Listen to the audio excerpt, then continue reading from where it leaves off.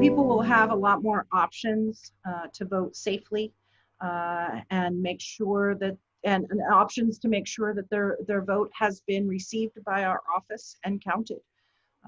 Every registered voter in California will be mailed a ballot. In San Joaquin County, all of our registered voters will be mailed a ballot on October 5th. And we're encouraging people to mark their choices as soon as they've made their decisions and to turn in their ballots as soon as possible. They have a lot more options on how to return their ballot. Vote by mail is kind of a misnomer. We mail the ballot out, but you don't have to return it by mail. There are several options. First, of course, returning it by mail. The postage is free.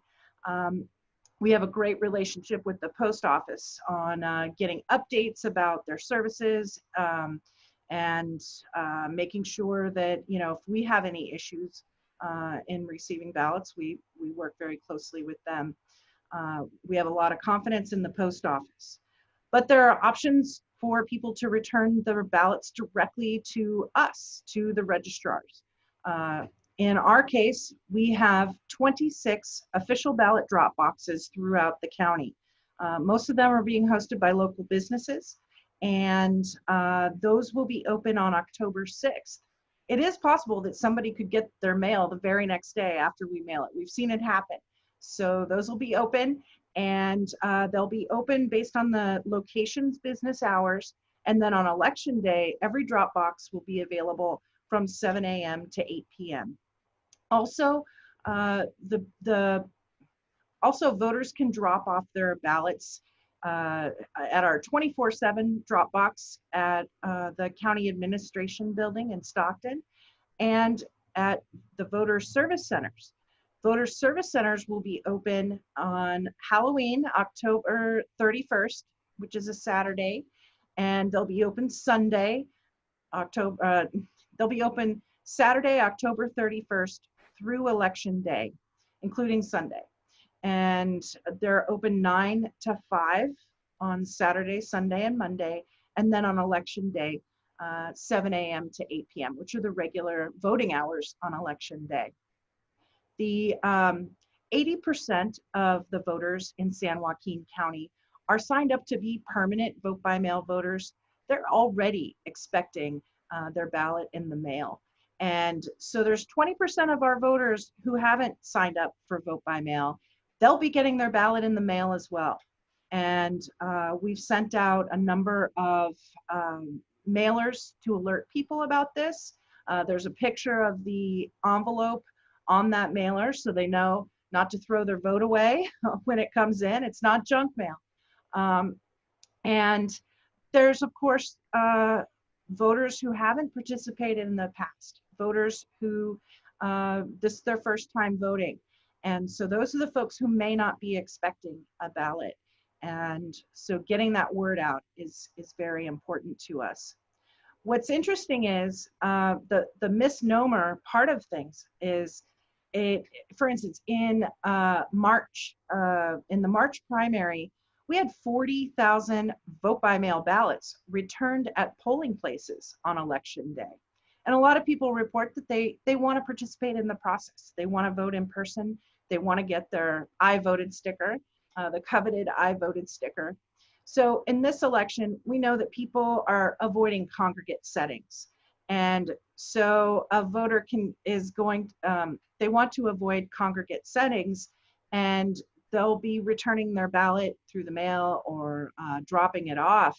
So we've included the I voted sticker in with the vote by mail packet. So we're asking people to vote your ballot and return it, and then put that I voted sticker on their shirt. People like to vote by mail, but they also want to participate in the process itself. On Election Day, at each of our 7 city halls, we will have drive-up democracy, where people can just drive up and hand their ballot directly to an elections official, one of our staff members. And if they've got a little one in the car, we also have future voter stickers.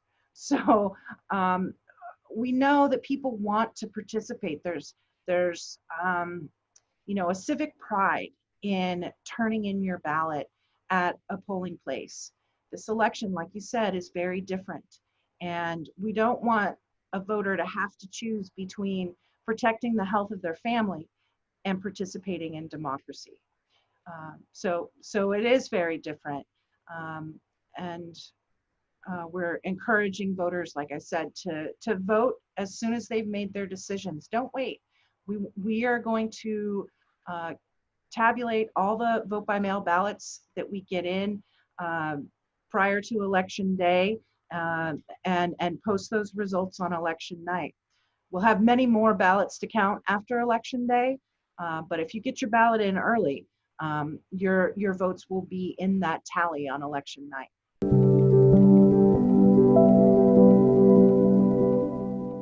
I think it's important for voters to know that we've been voting by mail in California for decades, and the process has been refined over time. And one of the features that people can take advantage of is to track the progress of their ballot through the system. There is that experience of casting your ballot at the polling place to make sure that your vote is counted. But you can call our office and we can confirm that we've received your ballot and if we counted it, and if not, why not? If you forgot to sign your envelope, we'll make sure that you are able to cure that disqualification.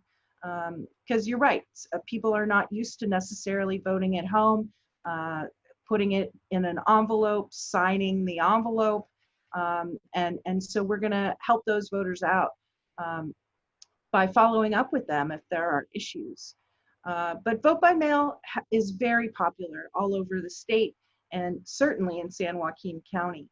So I would say use the tools at your disposal. There are websites, legitimate websites that you can go to. The Secretary of State has a website called voterstatus.sos.ca.gov. You can just look it up on the internet, My Voter Status, California. And if you put in your information, it'll pull up your voter record, the mailing address that we sent the ballot to, when we mailed the ballot, if we've received it, when we received it. There are tools that a voter can use to follow up with it. There's another tool called Where's My Ballot.sos.ca.gov. And with that tool, you can sign up to get alerts to track your ballot throughout the life of the vote by mail ballot. So you can get an alert to indicate where it is through the postal mail stream.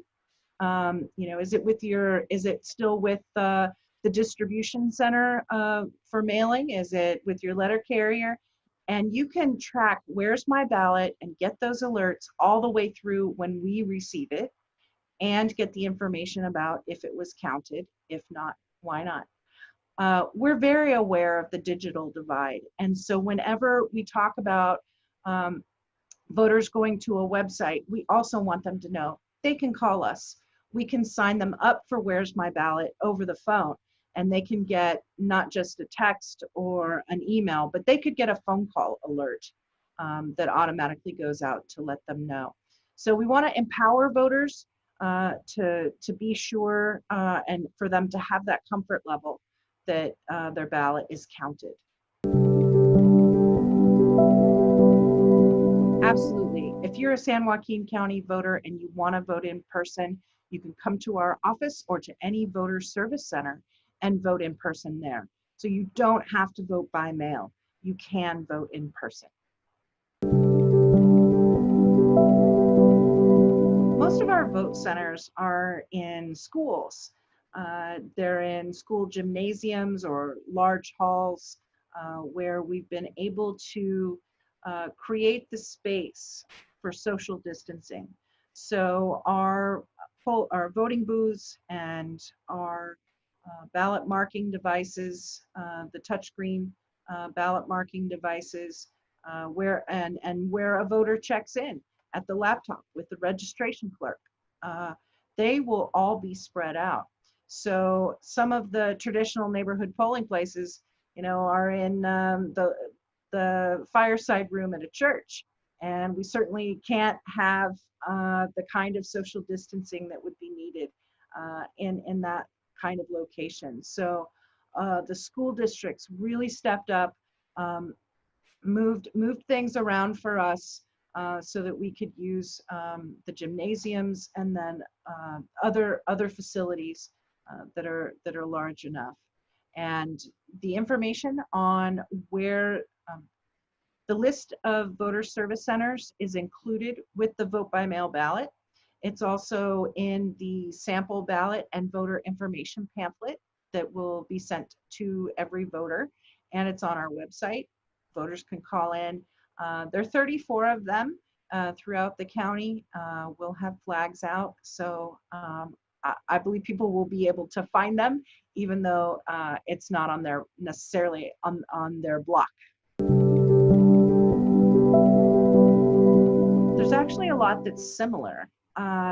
We will be reporting our vote by mail results at 8:30, and then we will get the in-person ballots from the voter service centers. When all of the voter service centers have brought in and we've reported the ballots cast there, that'll be the end of the night for us. With only 34 voter service centers, we anticipate the process will end earlier in the evening than it did in March. We also anticipate a large number of vote by mail ballots coming in at the last minute, but that's been the case in almost all recent elections. So we tell folks that on election day and election night, after the final semi-official results are posted, you know, if a candidate is feeling in a good position with a large margin, go ahead and buy that bottle of champagne, but don't open it. Put it on ice. Don't open it until the election is certified, and that comes 30 days after the election day. So it won't be till December 3rd that this election is certified. And that is no different than in previous elections. There will be vote by mail ballots that are being processed. We have to check the signatures. Those results will be posted daily. And the canvass after the election involves more than just counting ballots. We have to go through the election materials to make sure that we've gotten all the ballots that are available to be counted. There's follow-up and research to do on provisional ballots. So I'm not sure that in terms of getting results, that other than going home a little earlier on election night, that it's all that different. The results keep coming in, and in a close race, we've seen it time and time again in a close race where the first place and the second place candidates switch spots over the course of the canvass.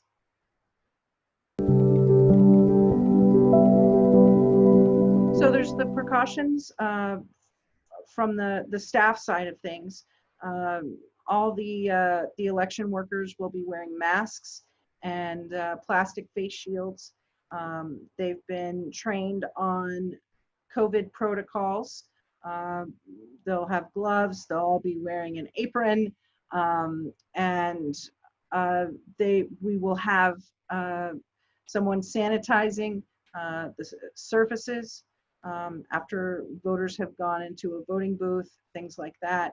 At the voter service centers, as you know, we're required to wear a mask in public. So we are encouraging voters to wear a mask, and we will have masks available for anyone who forgot theirs at home. We'll be giving out masks. We'll have gloves, and we're going to have a contactless thermometer there as well. If somebody wants to get their temperature taken, we're offering that to every voter. But we can't turn a voter away just because they're not wearing a mask. So a voter can walk in. We're creating enough social distance in the facility itself that voters will be spread out. So it's up to the voters to take some responsibility on protecting each other by wearing a mask. And we're going to make sure our staff are using the highest level of precautions possible to protect them from the public, and for the offering everything we can to the public to protect each other when they vote.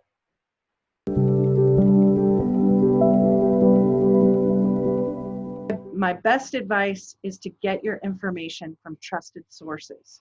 So don't click on a link and assume it is the trusted source that it appears to be. Go to our website, go to the Secretary of State's website to find out where those voter service centers are, to find out if we've received your ballot. Give us a call. I think that we're all very aware of nation state actors wanting to spread misinformation and disinformation. And I think the voters should pay attention to where they're getting their information, make their own choices, mark the ballot. Once they've made those decisions, turn that ballot in as soon as possible at a drop box or mailing it in. It's important that voters make their own choices, and some people know exactly who they're going to vote for right away, but there's a lot on the ballot. Those 12 statewide propositions. We have some really important local measures, Congress, state assembly, state senate, city councils. There's a lot to look at and research. And the sample ballot and voter information pamphlet that's coming from the county offices, that has trusted information. And so we want voters to make informed decisions. So I don't want to see a lot of ballots with just one vote on it, for the couple of people that they know. I want them to take their time with the ballot, do their research, and make sure their voice is heard at every level of government, federal, state, local. So that's, local government it really affects people's lives on a daily basis. And I would hate for a voter just to, vote one contest because that's what's on their mind. There's so much more and so many more ways that a voter's voice can affect their community. And so voting the ballot, doing the research, that's what's going to, help the community.